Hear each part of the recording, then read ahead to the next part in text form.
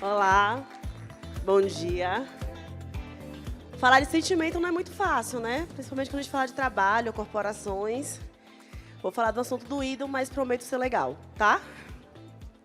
Hoje a gente vai falar um pouquinho sobre como lidamos com os nossos sentimentos, com os sentimentos dos nossos colaboradores, como que a gente lida com os sentimentos da equipe, por que que é importante lidar com os sentimentos da equipe. A gente fala tanto em produção, em produtividade, em números, em apresentar resultado. Mas, amores, vocês sabem que a gente contrata pelo currículo e demite pelo emocional. Ninguém, não é novidade para ninguém aqui, eu imagino, né? Existem pesquisas comprovando isso, mas eu nem preciso contar para vocês que existem pesquisas comprovando isso. Todo mundo que já trabalhou com alguém na vida sabe que a gente contrata pela capacidade do currículo, por tudo que esse profissional parece ser capaz de fazer, pelas formações, ou porque é filho de alguém, mas essa parte eu não vou contar. E a gente demite, porque a pessoa não está sabendo lidar com a equipe, porque a pessoa está com problemas relacionais muito complicados no trabalho. Então, vamos falar de emoção. Vamos falar um pouquinho sobre como que a gente lida com as nossas emoções e com as emoções do outro. E eu preciso começar falando que está tudo bem sentir, minha gente. Assim, não tem nenhum sentimento que está errado, não. Você pode sentir ódio do coleguinha do lado, você pode sentir raiva do teu superior, de quem vem depois, você pode sentir tudo. A questão aqui não é essa. Não é o que a gente pode, o que a gente não pode sentir, mas o que a gente faz com os nossos sentimentos. Nós aprendemos a esconder o nosso sentir. E isso, na corporação, na equipe de trabalho, é uma grande... Posso falar merda? Vou falar merda. É uma grande merda. É horrível. É horrível quando você não pode compartilhar o que você sente e não pode ouvir o que o outro sente. Porque quando nós não falamos o que queremos, nós não cultivamos a paz. Nós cultivamos ressentimento e florzinhas de ódio no coração. Então, a gente precisa falar sobre o que a gente sente, dentro das nossas equipes, com os nossos colegas, falar para a gente mesmo. E essa é a parte mais difícil, né? Acho que falar para o outro não é nem tão difícil assim, até o ponto que a gente consegue entender o que é que eu estou sentindo. Mas nós aprendemos a esconder os nossos sentimentos, a fingir que a gente não está sentindo nada. Mulher, então, né, que é o foco do nosso evento, está bem, estou ótima. Está ferrada, tomo 10 remédios para dormir, 2 para acordar, mas estou ótima. Estou muito bem. Se eu dar conta de entregar esse trabalho amanhã, entrego, claro. Sabendo que a gente não vai dar conta. Nós aprendemos a fingir que está tudo bem. Com o músculo aqui, o ombro colado na orelha, de tanta tensão, mas eu estou ótima. E quando a gente finge que a gente não está sentindo, a gente não consegue escutar o que o nosso sentimento está contando sobre nós. O que essa ansiedade está me contando? O que essa raiva está me contando? O que essa tristeza está me contando? São sinais de alguma coisa. Está vindo me contar alguma coisa sobre mim. Mas eu não escuto. Porque eu aprendi que sentir é sinônimo de fraqueza. E quando a gente vai crescendo no cargo, na empresa, a gente tem que ser forte, né, amor? Porque não é à toa, nós somos testadas constantemente. Né? A gente basta ver capa de revista falando, o homem chorou, nossa, ele ficou abalado, se mostrou sensível, a mulher chorou descontrolada, louca. Então, a gente aprendeu, sentimento é sinônimo de fraqueza. Não vou sentir, eu sou uma pessoa forte. Nós aprendemos a fingir que a gente não está sentindo e entorpecer o sentimento. Aí a gente vai comer, né, porque o nozinho na garganta desce gostoso com um bolo de chocolate. A gente vai tomar aquele vinho. Vamos passar horas no feed. Algumas pesquisas falam que a gente percorre cerca de 8 quilômetros por dia, com o dedinho assim no feed. Para a gente não pensar na nossa vida. E qual que é o grande problema disso? É que quando eu entorpeço a dor, eu também entorpeço a alegria e a força. Não dá para escolher. Você vai no dentista, anestesiou a boca, você pode comer a comida assim, a mais incrível do mundo, o melhor doce do universo, e você não vai sentir o sabor. Porque sua boca está anestesiada. Então, quando a gente não quer sentir, a gente também entorpece a alegria, a capacidade de conexão e a força. Porque, às vezes, tudo o que você precisa para melhorar a situação que você está vivendo é de um pouquinho de raiva mesmo. É se conectar com a dor e falar, cara, não dá mais para continuar desse jeito que as coisas estão. E a gente precisa lembrar constantemente que os sentimentos eles não nos tornam menos merecedores de carinho, de respeito, de amor. Falar que você hoje não dá conta de fazer esse trabalho aqui e pedir 2 dias a mais, não te faz menos merecedora de respeito. Não te faz um profissional ruim. E isso é algo que a gente precisa construir na gente. Porque não vai vir dado pelo mundo. Muito raramente a tua equipe vai chegar para você e falar, nossa, eu estou vendo o quanto você está nervosa, cansada, nossos últimos dias foram difíceis, pode deixar esse prazo, vamos te dar mais 3 dias, está tudo certo. Não, amor, é você que tem que falar, então. Gostaria muito de poder entregar isso agora. Só que entre o que eu queria e o que eu posso, tem um caminho aí, eu não estou dando conta. E eu quero dizer para vocês que os sentimentos, eles são bússolas. Eles estão apontando para as nossas necessidades que estão ou que não estão sendo atendidas. Quando você encosta em alguém daquela angústia, você fala, nossa, eu não gosto de encontrar essa pessoa. O sentimento está te contando algo. Talvez confiança, um negócio importante para você. Então, não tem nessa relação? Reciprocidade. Se aperta no peito, às vezes está te falando, ó, não é recíproco não, hein? Fica de olho, fica esperta. Se eu não ouço o meu sentir, se eu finjo que eu não estou sentindo, eu não consigo entender. O que ele está me contando sobre mim? Eu deixo de ter curiosidade sobre mim. Então, é importante demais a gente desmistificar os nossos pensamentos sobre os sentimentos e fazer as pazes com eles. Não é uma batata frita que você dispensa no hambúrguer. Não é um aplicativo que você desinstala. Vem de série, amor. Não tem jeito. Melhor que a gente tenha a fazer é aprender a lidar com sentimentos. E eu quero, antes de continuar, falar de algo que é bem importante, que é a noção de equilíbrio. Já repararam como a gente fica buscando esse maldito desse equilíbrio o dia inteiro? Não, porque eu quero ficar mais equilibrada, eu quero equilibrar a casa, o casamento, os filhos, né? Estou sempre procurando esse equilíbrio. Como se o equilíbrio fosse um lugar que você vai chegar, anjinhos vão cantar, está tudo certo, resolvi minha vida. Não vai acontecer. Olha que boa notícia. Não vamos chegar nesse lugar. O equilíbrio é movimento, gente. A linha reta é a morte.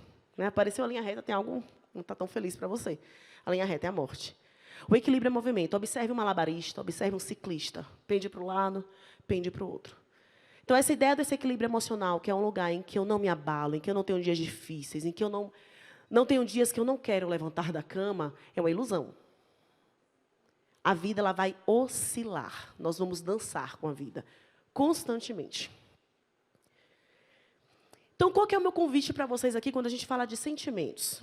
Eu estou convidando vocês para a gente começar a criar um espaço. Adoro a noção de criar espaço. Existem espaços dentro de nós. Um espaço onde eu percebo o que eu estou sentindo, não brigo com esse sentimento, não falo, mas eu não deveria estar triste agora. Não, eu não digo nada. Não tem botão deixar de estar triste, gente. Não vai acontecer. Não adianta quantas vezes você falar para você mesma que você deveria estar alegre, contente, que você tem um bom trabalho, as crianças são saudáveis. Você não vai ficar mais feliz. Todo mundo aqui cresceu ouvindo mamãe falar que as criancinhas estavam morrendo de fome na África e você não gostou mais do chuchu porque ela te disse isso. Não vai acontecer. Não tem argumento que mexa no nosso sentimento, que faça ele virar uma outra coisa. Não vai. A gente precisa começar a fazer as pazes com ele e entender, ok, estou sentindo. O que é que eu faço agora? Eu não escolho o que eu vou sentir. Eu não escolho ficar ansiosa na hora que eu vou sentar nesse palco, vendo a maioria dos rostos me olhando sendo pessoas brancas. Eu sinto. É só isso. Não tem escolha. Eu sinto.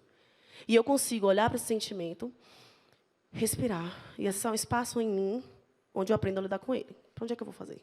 Quando eu estou ansiosa assim, o que é que me ajuda? Vou falar com alguém. Vou beber uma água aqui, antes de entrar no palco. Vou pedir para falar em pé. Se eu falar sentada, eu vou ter um treco. A gente vai entendendo como eu consigo viver, estar aqui, da melhor forma possível, com os meus sentimentos. Com tudo que está acontecendo aqui dentro de mim. Então, a gente precisa, para descobrir isso, ter um pouquinho mais de curiosidade. O que é que funciona para você quando você está com raiva? O que é que funciona para você quando você está irritada?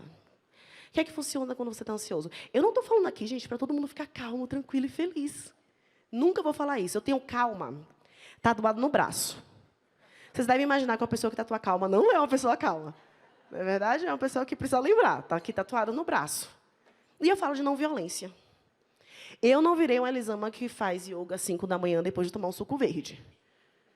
Não virei. Continuo sendo a Elisama que eu fui na maior parte da minha vida.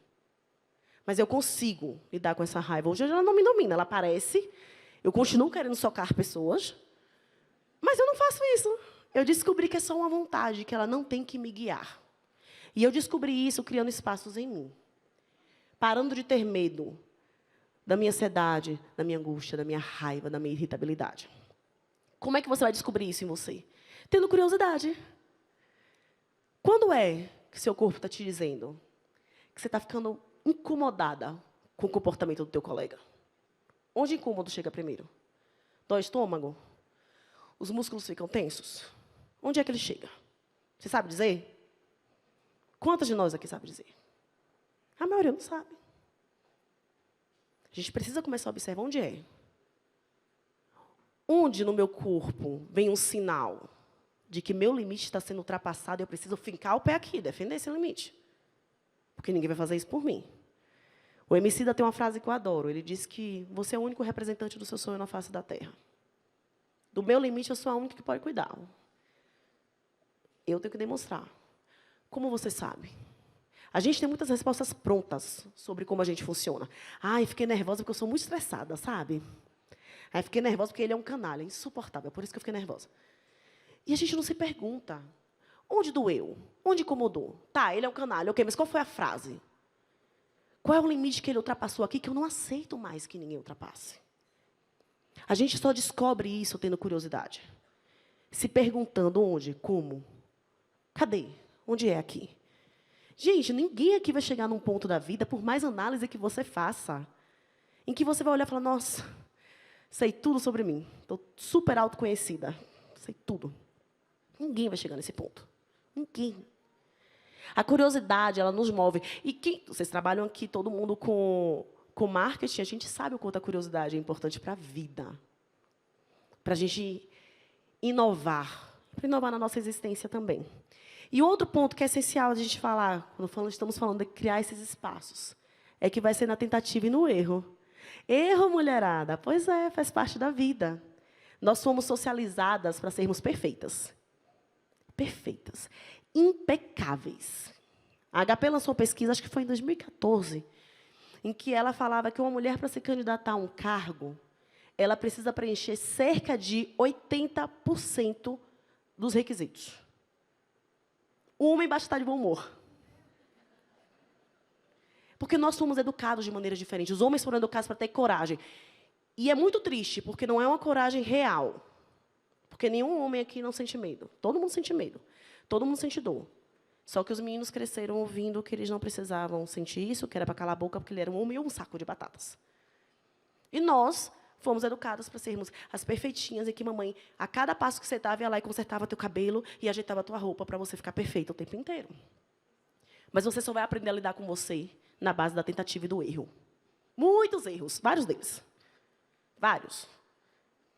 Gente, falar que você nunca vai errar é uma meta de gente morta. Só gente morta não erra. Está viva? Então, deixa eu te contar um segredo. Você vai errar muito. E ou a gente faz as pazes com essas tentativas, com os erros consequentes das nossas tentativas, ou a gente vai viver uma vida infeliz para sempre. Se culpando e achando que cada erro é uma prova de que você não deveria estar onde está, fazer o que você faz, ser você. O problema está em mim. Não, o problema é que só que você está viva e é humana. Dentro dessa perspectiva, a gente erra muito. Perdoem a rapidez da fala, que nós temos 30 minutos, e eu ainda quero falar um pouquinho sobre como é que eu comunico esse limite. O que é que eu faço com isso? Eu quero falar sobre comunicação não violenta. Já falei que eu não sou uma pessoa calma. Então, todo mundo, quando eu falo de comunicação não violenta, acha que eu vou ensinar como é que você fala assim, pausadamente. E não é. Até porque dá para ser muito violento falando pausadamente, né? Todo mundo já cruzou com passivo-agressivo na vida e sabe. Dá para enfiar faca no coração de alguém, sorrindo e falando com doçura. Então, não é sobre isso. Eu quero comunicar com autenticidade ao outro que eu sinto. Não quero mais me calar sobre o que eu sinto. Mas eu também não quero diminuir, eu não quero aumentar a resistência dele sobre o que eu sinto. Porque, veja bem, qual que é a importância de você pensar na sua comunicação? Você quer ser atendido, né? A gente não fala à toa, a gente está sempre pedindo. O Marshall Rosenberg, que é o cara que esquematizou a comunicação não violenta, o Marshall falava que a gente está sempre pedindo. Da boca humana só saem duas expressões, por favor e obrigada. Primeira vez que eu escutei isso, eu pensei, cara maluco. Mas a gente está sempre pedindo. Às vezes, eu estou te pedindo um retorno. Como é escutar isso para você? Às vezes, eu estou pedindo que você faça algo.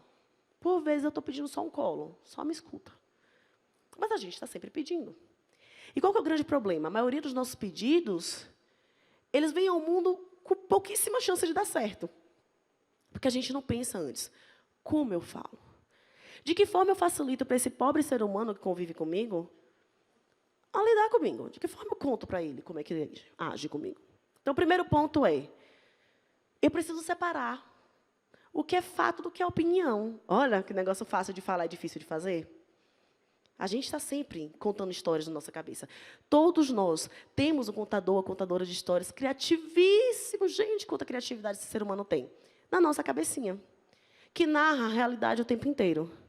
Chegou atrasada de novo. Palhaça, ela está achando que eu vou fazer o trabalho dela, né? Falta de respeito. Não pensa em ninguém da equipe.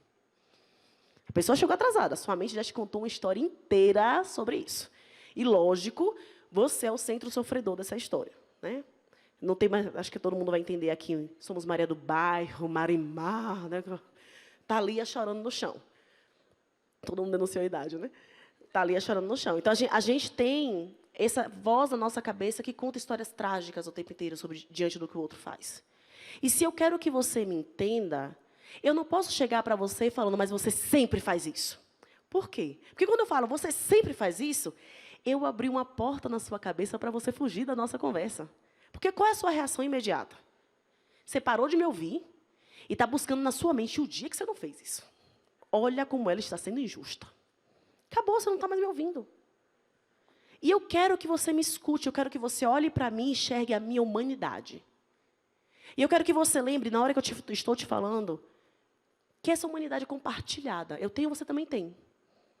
E o meu jeito de falar vai te ajudar a enxergar a minha humanidade, ou vai abrir portinhas para você sair fugindo, cantarolando da nossa conversa. Por isso a gente precisa pensar. Então, eu separo o que é fato e o que é opinião. Eu posso contar para você a minha opinião? Posso. Eu costumo falar com meu marido, quando a gente está em uma situação de conflito, eu falo para ele, olha, a história que eu conto na minha cabeça quando você me diz isso é... Porque a história que eu conto na minha cabeça é só a história que eu conto na minha cabeça. Eu estou dando para ele a oportunidade de falar, tá, amor, mas não é assim que eu estou vendo essa situação. Por vezes, a gente está na corporação, na empresa, aquele big problema entre o jurídico e o RH, e você quer resolver o problema, mas o jurídico está enxergando de um jeito, o RH está enxergando de outro. E você está lá na frente querendo a solução. Sendo que você não sabe nem como é que eles estão enxergando. Como você está vendo essa situação? O nosso ponto de vista é a vista do ponto onde a gente está. A vista do outro é diferente, gente. Ele está no outro ponto. Não é unânime. Então, eu preciso separar fato da opinião. Eu preciso pensar o que está acontecendo. Né? O que eu estou sentindo? Onde isso mexe em mim? E o que eu estou sentindo não é o que eu queria sentir ou o que eu deveria estar sentindo. O que eu estou sentindo é o que eu estou sentindo. Talvez eu ache que eu deveria estar sentindo uma gratidão imensa. Mas não é o que eu estou sentindo. Eu estou sentindo uma decepção gigantesca. Eu estou sentindo uma frustração enorme. Eu estou sentindo um cansaço gigante. O que eu estou sentindo de verdade? Porque como você vai me enxergar enquanto ser humano, se nem eu estou enxergando a minha humanidade? Se nem eu sair te falar, olha, essa fala sua, eu entendo que você não teve a intenção de me machucar. Acontece que quando você falou, você mexeu nesse ponto aqui, que é muito importante para mim. E eu me senti assim. E eu gostaria que você falasse assim. A gente facilita a comunicação na forma geral. E aí eu preciso pensar, o que eu preciso? O que eu quero do outro quando eu estou falando isso para ele? O que eu estou te pedindo? Normalmente, a gente confunde duas coisas que são parecidas, mas não são a mesma coisa. Estratégia e necessidade. Necessidade é o que eu quero, o que eu preciso. Eu preciso da colaboração do outro time. Eu preciso da sua troca. Eu preciso de compreensão. É o que eu preciso. A estratégia é minha necessidade. Eu preciso da colaboração. Estratégia. Você tem que entregar esse relatório para mim até amanhã de manhã. E quando eu vou conversar com você, eu não penso no que eu preciso, na minha necessidade. Eu já vou com a estratégia pronta. E, amor, se você não vai atender a minha estratégia, nós temos um problema. Já não vamos mais conversar. Você não está querendo colaborar comigo. Mas, às vezes, a minha estratégia é só uma estratégia. E a outra pessoa pode me ofertar uma estratégia melhor do que a que eu queria. Às vezes, eu estou lá, vou na RH pedir uma sala diferente. A minha sala está impossível de trabalhar. Está cheia de arquivo. A sala não tem janela, está insuportável. O que é que eu quero? O que é que eu preciso? Eu preciso de mais conforto. É isso que eu preciso. Eu vou pedir a sala. Aí a pessoa do RH... Gente, eu só falo de RH porque é quem eu mais escuto. Né? Quem mais chora pitanga é RH, e eu entendo. Me solidarizo com quem é de RH aqui. E aí a pessoa do RH fala, então, a gente não tem uma sala para te ofertar nesse momento. Pronto, você já fechou na cabeça, não querem colaborar, não valorizam o funcionário, depois querem bancar na internet, que são super desconstruidores. Às vezes a pessoa fala, ó, eu estou vendo que você precisa de conforto. Eu não tenho como trocar a sala, mas você acha que se eu tirar os arquivos de lá, dar uma pintura e a gente melhorar o ar-condicionado, te ajuda? É um jeito de resolver o problema? A minha necessidade foi atendida, a minha estratégia não foi negada. É essencial, gente. Pensem na hora de se comunicar. Estou focando na minha necessidade ou na estratégia? As estratégias podem ser muitas, os caminhos para atender as nossas necessidades são enormes, inúmeros. Então, tá, na hora de fazer o pedido, o que é que eu faço? Faça pedidos positivos, tá? Não fale o que você não quer, fale o que você quer. Quando você fala o que você não quer, você deixa aberto para a pessoa decidir sozinha o que você quer. Você não chega num restaurante, olha para o garçom e fala, então, querido, eu não gosto de carne, eu não gosto de comida fria, e eu também não gosto de nada muito gelado. E sorri para ele, esperando que ele te traga a comida dos seus sonhos. A gente sabe que eu tenho que falar com ele com detalhes o que eu quero.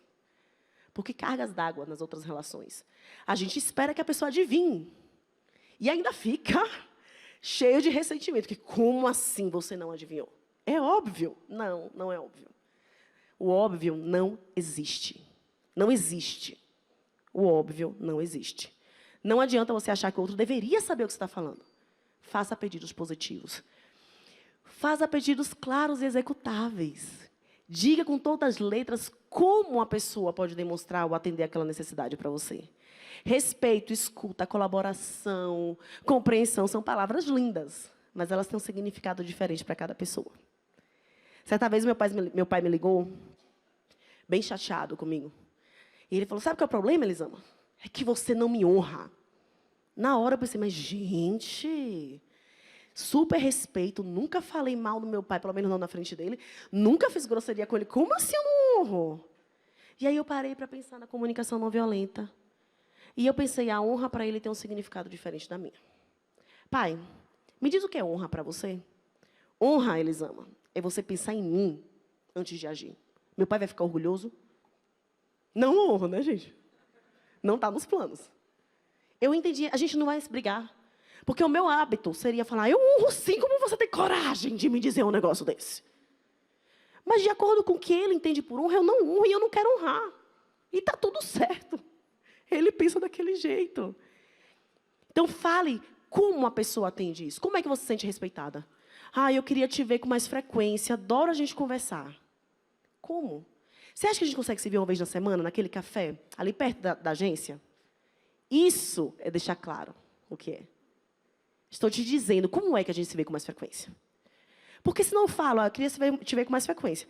Você não conta para a pessoa, aí a pessoa te liga uma vez no mês, e você está pé da vida, mas como assim? Amor, às vezes frequência para você é toda semana, para aquela pessoa uma vez no mês. Bota as cartas na mesa, como é que cada um pensa, como é que cada um vê. Faça pedidos conscientes. Ô, gente, pensa um pouquinho antes de pedir, só um pouquinho. Não custa muito, não. E economiza o estresse, no final das contas. O que você está pedindo é o que você quer realmente? Porque talvez não seja. Talvez não seja. Eu lembro de uma discussão que eu tive com meu marido, em que eu estava reclamando por conta da louça suja. Eu comecei a brigar por causa da louça, porque toda vez é assim. E ele me olhando com a cara, Elisama, por que você está tão nervosa? E a realidade é que uma amiga minha estava doente. Eu tinha acabado de receber a notícia. O que eu queria era um abraço e chorar no peito dele. Mas a gente não sabe conectar as coisas, a gente fica nervosa e sai brigando com todo mundo. E eu comecei a brigar com ele. Na hora que eu percebi, eu parei. Falei, amor, me abraça. Acho que ele pensou, você é muito louca. Me abraça, eu estou mal. E aí eu pude chorar. E eu recebi o que eu queria. Se eu continuasse no automático fazendo pedidos, ele podia lavar a casa inteira, as crianças, o banheiro, e eu ia continuar a pé da vida. Não ia resolver. O que você está pedindo é realmente o que você quer? Poxa, ficou pouco tempo para escuta. Fazer o quê? Mas lá vamos nós. O que é escuta? Eu gosto de pensar escuta como abrir uma cadeirinha na minha bagunça interna. Ninguém vai falar que a casa interna está arrumada porque é mentira, é uma bagunça. Mas você abre uma cadeirinha, empurra aqui as coisinhas, não repara a bagunça, não. Senta aqui que eu vou te ouvir. Eu abro espaço. Como é que eu escuto? Primeira coisa, a pessoa veio te falar coisas que às vezes não é fácil de ouvir. A gente sabe, trabalhar em equipe é difícil. E a pessoa vem pé da vida. Nossa, mas esse programa que vocês arrumaram para trabalhar aqui é uma porcaria. Eu posso bancar a espiritualizada e falar, nossa, você acha? Eu achei esse programa tão maravilhoso. É uma questão assim, vamos ter pensamento positivo sobre as coisas da empresa, é um coração de gratidão. Eu posso concordar e falar, mesma porcaria, ou eu posso simplesmente ouvir. O que essa pessoa está precisando quando ela está falando disso? Aprender está te tomando um tempo que você devia estar fazendo outras coisas, queria estar fazendo outras coisas, né? Esse tempo de estar cadastrando aqui, depois você não consegue dar conta da rotina, das coisas que você tem para fazer. Gente, eu não falei, eu não concordei. Eu não falei, realmente, é uma porcaria. Eu só falei, eu estou te vendo. Olha só, é isso que você está sentindo. É assim que você está vendo essa situação. É isso que você está precisando. Você está me pedindo, escuta. O que essa pessoa está me pedindo quando ela fala o que ela fala? O Marshall Rosenberg, ele dizia algo que eu adoro. Ele falava que a vida pode ser mais maravilhosa. E que, cada vez que a gente conversa, pede algo para alguém, escuta alguém, a gente precisa lembrar que a vida pode ser mais maravilhosa. Na hora que eu vou pedir algo para alguém, eu não tenho que pedir só para dar conta do dia e o dia acabar. Como que eu te peço algo para tornar a nossa vida mais maravilhosa? Como a gente pode deixar a nossa convivência aqui melhor, gostosa, boa? Não é tolerável, não é mais ou menos. É boa. E é o meu convite para vocês, agora, encerrando, terminei o tempo. Encerrando o nosso papo, é que a gente consiga pensar na nossa comunicação e nos nossos sentimentos, focando não somente em terminar o dia. Quantos dias nós estamos vivendo, focando apenas em chegar na porcaria do final do dia, para começar outro dia tão difícil quanto esse?